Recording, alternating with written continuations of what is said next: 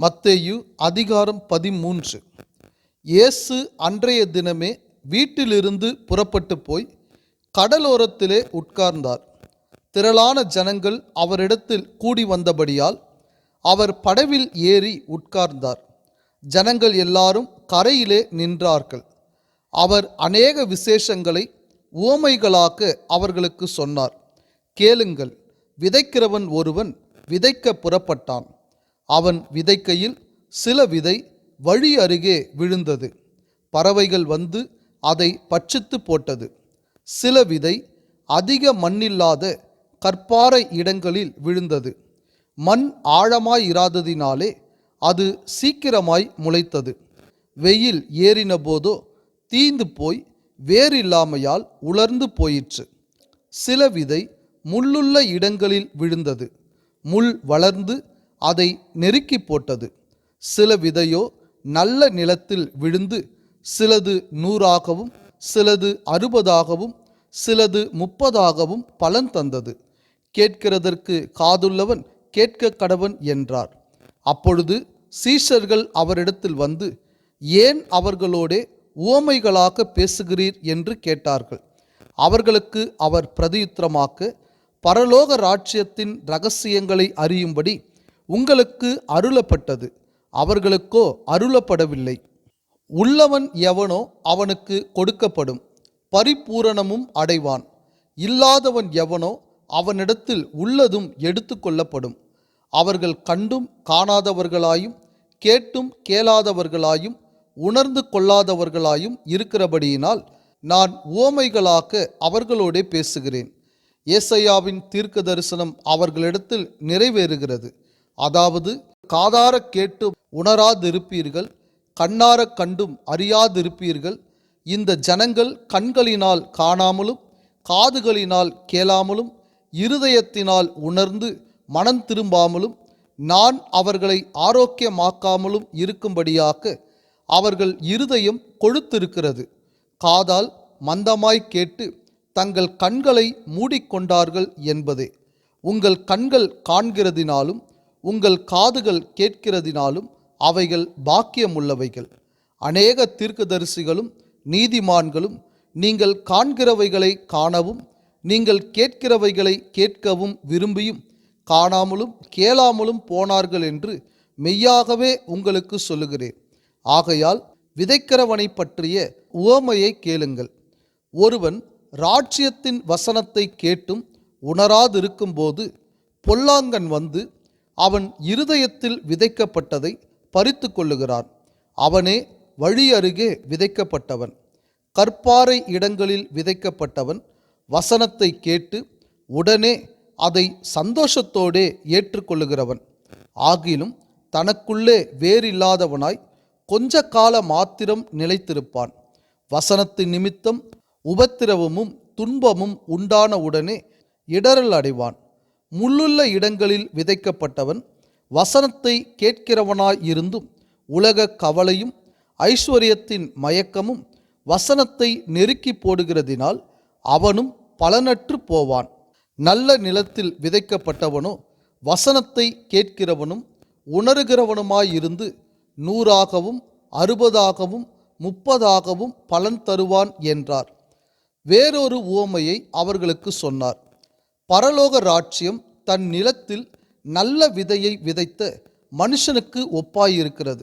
மனுஷர் நித்திரை பண்ணுகையில் அவனுடைய சத்துரு வந்து கோதுமைக்குள் களைகளை விதைத்துவிட்டு போனான். பயிரானது வளர்ந்து கதிர்விட்ட போது களைகளும் காணப்பட்டது. வீட்டெஜமானுடைய வேலைக்காரர் அவனிடத்தில் வந்து, ஆண்டவனே, நீர் உமது நிலத்தில் நல்ல விதையை விதைத்தீர் அல்லவா? பின்னை அதில் களைகள் எப்படி உண்டானது என்றார்கள். அதற்கு அவன், சத்துரு அதை செய்தான் என்றான். அப்பொழுது வேலைக்காரர், நாங்கள் போய் அவைகளை பிடுங்கி போட உமக்கு சித்தமா என்று கேட்டார்கள். அதற்கு அவன், வேண்டாம், களைகளை பிடுங்கும்போது நீங்கள் கோதுமையையும் கூட வேரோடு பிடுங்காதபடிக்கு இரண்டையும் அறுப்பு மட்டும் வளர விடுங்கள். அறுப்பு காலத்தில் நான் அறுக்கிறவர்களை நோக்கி, முதலாவது களைகளை பிடுங்கி அவைகளை சுட்டெரிக்கிறதற்கு கட்டுகளாக கட்டுங்கள். கோதுமையையோ என் களஞ்சியத்தில் சேர்த்து வையுங்கள் என்பேன் என்று சொன்னான் என்றார். வேறொரு உவமையை அவர்களுக்கு சொன்னார். பரலோக ராஜ்யம் கடுகு விதைக்கு ஒப்பாயிருக்கிறது. அதை ஒரு மனுஷன் எடுத்து தன் நிலத்தில் விதைத்தான். அது சகல விதைகளிலும் சிறிதாயிருந்தும் வளரும்போது சகல பூண்டுகளிலும் பெரிதாக்கி ஆகாயத்து பறவைகள் அதன் கிளைகளில் வந்து அடையத்தக்க மரமாகும் என்றார். வேறொரு உவமையை அவர்களுக்கு சொன்னார். பரலோக ராஜ்யம் புளித்த மாவுக்கு ஒப்பாயிருக்கிறது. அதை ஒரு ஸ்திரீ எடுத்து முழுவதும் புளிக்கும் வரைக்கும் 3 படி மாவிலே அடக்கி வைத்தாள் என்றார். இவைகளை எல்லாம் இயேசு ஜனங்களோடே உவமைகளாக பேசினார். உவமைகளினாலே அன்றி அவர்களோடே பேசவில்லை. என் வாயை உவமைகளினால் திறப்பேன், உலகத் தோற்றம் முதல் மறைப்பொருளானவைகளை வெளிப்படுத்துவேன் என்று தீர்க்கதரிசியால் உரைக்கப்பட்டது நிறைவேறும்படி இப்படி நடந்தது. அப்பொழுது இயேசு ஜனங்களை அனுப்பிவிட்டு வீட்டுக்கு போனார். அவருடைய சீஷர்கள் அவரிடத்தில் வந்து, நிலத்தின் களைகளை பற்றிய உவமையை எங்களுக்கு வெளிப்படுத்த வேண்டும் என்று கேட்டார்கள். அவர் பிரதியுத்தரமாக, நல்ல விதையை விதைக்கிறவன் மனுஷகுமாரன். நிலம் உலகம். நல்ல விதை ராஜ்யத்தின் புத்திரர், களைகள் பொல்லாங்கனுடைய புத்திரர். அவைகளை விதைக்கிற சத்துரு பிசாசு. அறுப்பு உலகத்தின் முடிவு, அறுக்கிறவர்கள் தேவ தூதர்கள். ஆதலால் களைகளை சேர்த்து அக்கினியால் சுட்டெரிக்கிறது போல இவ்வுலகத்தின் முடிவிலே நடக்கும். மனுஷகுமாரன் தம்முடைய தூதர்களை அனுப்புவார். அவர்கள் அவருடைய ராஜ்யத்தில் இருக்கிற சகல இடரல்களையும் அக்கிரமம் செய்கிறவர்களையும் சேர்த்து அவர்களை அக்கினி சூளையிலே போடுவார்கள். அங்கே அழுகையும் பற்கடிப்பும் உண்டாயிருக்கும். அப்பொழுது நீதிமான்கள் தங்கள் பிதாவின் ராஜ்யத்திலே சூரியனைப் போல பிரகாசிப்பார்கள். கேட்கிறதற்கு காதுள்ளவன் கேட்க கடவன். அன்றியும் பரலோக ராஜ்யம் நிலத்தில் புதைத்திருக்கிற பொக்கிஷத்துக்கு ஒப்பாயிருக்கிறது. அதை ஒரு மனுஷன் கண்டு மறைத்து அதை பற்றிய சந்தோஷத்தினாலே போய் தனக்கு உண்டான எல்லாவற்றையும் விற்று அந்த நிலத்தை கொள்ளுகிறான். மேலும் பரலோக ராஜ்யம் நல்ல முத்துக்களை தேடுகிற வியாபாரிக்கு ஒப்பாயிருக்கிறது. அவன் விலையுயர்ந்த ஒரு முத்தை கண்டு போய் தனக்குண்டான எல்லாவற்றையும் விற்று அதை கொள்ளுகிறான்.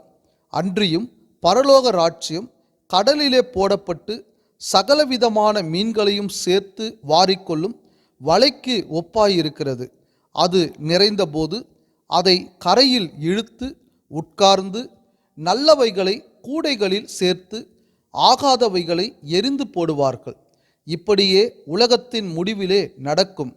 தேவ தூதர்கள் புறப்பட்டு நீதிமான்களின் நடுவிலிருந்து பொல்லாதவர்களை பிரித்து அவர்களை அக்கினி சூளையிலே போடுவார்கள். அங்கே அழுகையும் பற்கடிப்பும் உண்டாயிருக்கும் என்றார். பின்பு இயேசு அவர்களை நோக்கி, இவைகளை எல்லாம் அறிந்து கொண்டீர்களா என்று கேட்டார். அதற்கு அவர்கள், ஆம், அறிந்து கொண்டோம் ஆண்டவரே என்றார்கள். அப்பொழுது அவர் அவர்களை நோக்கி, இப்படி இருக்கிறபடியால் பரலோக ராஜ்யத்துக்கு அடுத்தவைகளில் உபதேசிக்கப்பட்டு தேறின வேதபாரகன் எவனும் தன் பொக்கிஷத்திலிருந்து புதியவைகளையும் பழையவைகளையும் எடுத்து கொடுக்கிற வீட்டெஜமானாக்கிய மனுஷனுக்கு ஒப்பாயிருக்கிறான் என்றார். இயேசு இந்த உவமைகளை சொல்லி முடித்த பின்பு அவ்விடம் விட்டு தாம் வளர்ந்த ஊரிலே வந்து அவர்களுடைய ஜெப ஆலயத்திலே அவர்களுக்கு உபதேசம் பண்ணினார். அவர்கள் ஆச்சரியப்பட்டு, இவனுக்கு இந்த ஞானமும் பலத்த செய்கைகளும் எப்படி வந்தது? இவன் தச்சனுடைய குமாரன் அல்லவா? இவன் தாய் மரியாள் என்பவள் அல்லவா? யாக்கோபு, யோசே, சீமோன், யூதா என்பவர்கள் இவனுக்கு சகோதரர் அல்லவா? இவன் சகோதரிகள் எல்லாரும் நம்மிடத்தில் இருக்கிறார்கள் அல்லவா? இப்படி இருக்க இதெல்லாம் இவனுக்கு எப்படி வந்தது என்று சொல்லி அவரை குறித்து இடறல் அடைந்தார்கள். இயேசு அவர்களை நோக்கி, தீர்க்கதரிசி ஒருவன் தன் ஊரிலும் தன் வீட்டிலுமே அன்றி வேறெங்கும் கனவீனம் அடையான் என்றார். அவர்களுடைய அவிசுவாசத்தின் நிமித்தம் அவர் அங்கே அநேக அற்புதங்களை செய்யவில்லை. மத்தேயு அதிகாரம் 14. அக்காலத்தில் காற்பங்கு தேசாதிபதியாக்கிய ஏரோது இயேசுவின் கீர்த்தியை கேள்விப்பட்டு தன் ஊழியக்காரரை நோக்கி, இவன் யோவான் ஸ்நானன், இவன் மரித்தோரிலிருந்து எழுந்தான், ஆகையால் இவனிடத்தில் பலத்த செய்கைகள் விளங்குகிறது என்றான். ஏரோது தன் சகோதரனாக்கிய பிலிப்புவின் மனைவி ஏரோதியாளி நிமித்தம் யோவானை பிடித்து கட்டி காவலில் வைத்திருந்தான். ஏனெனில் நீர் அவளை வைத்து கொள்வது நியாயமல்லவென்று யோவான் அவனுக்கு சொல்லியிருந்தான். ஏரோது அவனை கொலை செய்ய மனதாயிருந்தும் ஜனங்கள் அவனை தீர்க்கதரிசி என்று எண்ணினபடியால் அவர்களுக்கு பயந்திருந்தான். அப்படி இருக்க ஏரோதின் ஜென்ம நாள் கொண்டாடப்படுகிற போது ஏரோதியாளின் குமாரத்தி அவர்கள் நடுவே நடனம் பண்ணி ஏரோதை சந்தோஷப்படுத்தினாள். அது நிமித்தம் அவன், நீ எதை கேட்டாலும் தருவேன் என்று அவளுக்கு ஆணையிட்டு வாக்கு கொடுத்தான். அவள் தன் தாயினால் ஏவப்பட்டபடியே யோவான் ஸ்நானனுடைய தலையை இங்கே ஒரு தாளத்திலே எனக்கு தாரும் என்று கேட்டாள். ராஜா துக்கமடைந்தான். ஆகிலும் ஆணையின் நிமித்தமும் பந்தியில் கூட இருந்தவர்களின் நிமித்தமும் அதை கொடுக்க கட்டளையிட்டு ஆள் அனுப்பி காவற்கூடத்திலே யோவானை சிறைச்சேதம் பண்ணுவித்தான். அவனுடைய சிரசை ஒரு தாளத்திலே கொண்டு வந்து சிறு பெண்ணுக்கு கொடுத்தார்கள். அவள் அதை தன் தாயினிடத்தில் கொண்டு போனாள். அவனுடைய சீஷர்கள் வந்து உடலை எடுத்து அடக்கம் பண்ணி பின்பு போய் அந்த சங்கதியை இயேசுவுக்கு அறிவித்தார்கள். இயேசு அதை கேட்டு அவ்விடம் விட்டு படவில் ஏறி வனாந்தரமான ஓர் இடத்துக்கு தனியே போனார். ஜனங்கள் அதை கேள்விப்பட்டு பட்டணங்களிலிருந்து கால்நடையாய் அவரிடத்திற்கு போனார்கள். இயேசு வந்து திரளான ஜனங்களை கண்டு அவர்கள் மேல் மனதுருகி அவர்களில் வியாதியஸ்தர்களாய் இருந்தவர்களை சொஸ்தமாக்கினார். சாயங்காலமான போது அவருடைய சீஷர்கள் அவரிடத்தில் வந்து, இது வனாந்தரமான இடம், நேரமும் ஆயிற்று. ஜனங்கள் கிராமங்களுக்கு போய் தங்களுக்கு போஜன பதார்த்தங்களை கொள்ளும்படி அவர்களை அனுப்பிவிட வேண்டும் என்றார்கள். இயேசு அவர்களை நோக்கி, அவர்கள் போக வேண்டுவதில்லை, நீங்களே அவர்களுக்கு போஜனம் கொடுங்கள் என்றார். அதற்கு அவர்கள், இங்கே எங்களிடத்தில் 5 அப்பமும் 2 மீன்களுமே அல்லாமல் வேறொன்றும் இல்லை என்றார்கள். அவைகளை என்னிடத்தில் கொண்டு வாருங்கள் என்றார்.